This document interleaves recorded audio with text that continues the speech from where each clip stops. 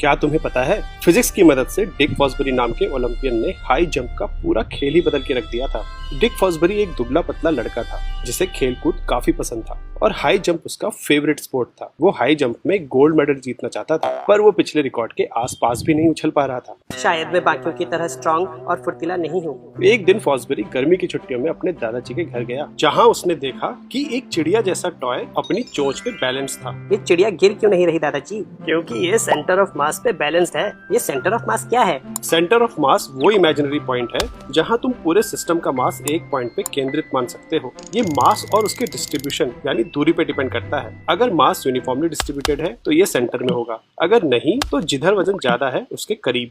इस चिड़िया की बनावट ऐसी है कि उसका सेंटर ऑफ मास उसकी चोंच पे है, इसलिए ये बैलेंस्ड है। इसका मतलब मेरा भी कोई सेंटर ऑफ मास होगा। हाँ, तुम्हारी नाभि के पास, पर ये हमारे पोज बदलने पे इधर उधर भी हो सकता है, बॉडी के बाहर भी। ये बात सुन के फॉसबरी के दिमाग में एक आइडिया चमका। हाई जंप में हम जमीन को पुश करते हैं जिससे हमारे ऊपर एक फोर्स लगती है और हम ऊपर जाते हैं। अगर बॉडी का पूरा मास सेंटर ऑफ मास पे केंद्रित माना जा सकता है तो कूदने पे ये पॉइंट कितना ऊपर और कितना दूर जाएगा, ये कूदने की फोर्स और उसकी डायरेक्शन पे डिपेंड करेगा। एक बार हवा में आ गए तो फिर इस बात को चेंज नहीं कर सकते, लेकिन सेंटर ऑफ मास तो बॉडी के बाहर भी हो सकता है। अगर मैं ऐसे बेंड हो जाऊं तो मेरी बॉडी इस पॉइंट से थोड़ा और ऊपर आ सकती है। फॉसबरी ने ऐसा ही किया। वो सीधा या टेढ़ा कूदने के बजाय ऐसे अपनी बॉडी को आर्च के रूप में बनाकर कूदता। बाकी टेक्निक्स में इंसान को सेंटर ऑफ मास को बार के ऊपर लेके कूदना पड़ता था, पर फॉसबरी की टेक्निक में सेंटर ऑफ मास बार के नीचे ही रहता और बॉडी ऊपर से निकल जाती, जिससे उसे कुछ इंच का एडवांटेज मिल गया। शुरू में फॉसबरी को ऐसे कूदता देख लोगों ने उसका खूब मजाक उड़ाया, लेकिन फॉसबरी को अपनी टेक्निक पे पूरा भरोसा था।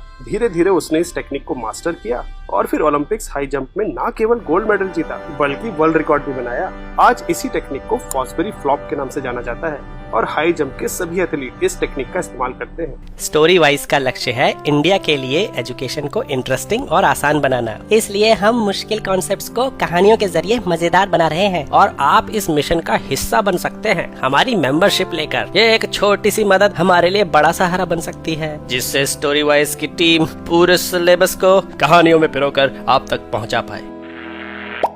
क्या तुम्हें पता है, फिजिक्स की मदद से डिक फॉसबरी नाम के ओलंपियन ने हाई जंप का पूरा खेल ही बदल के रख दिया था।